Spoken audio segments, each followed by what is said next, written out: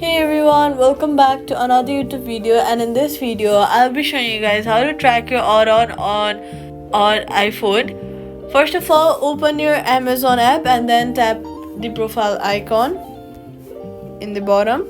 After that, find the order and then tap track package.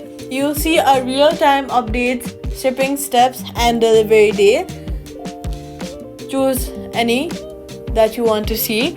Safety tip: do not share tracking screenshots publicly. They include private information, so make sure to not share your tracking screenshots. Quick fix: if orders don't show, refresh the app or switch to mobile data.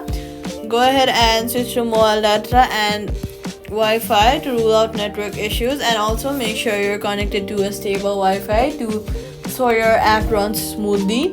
And that's it. Subscribe for more fixes.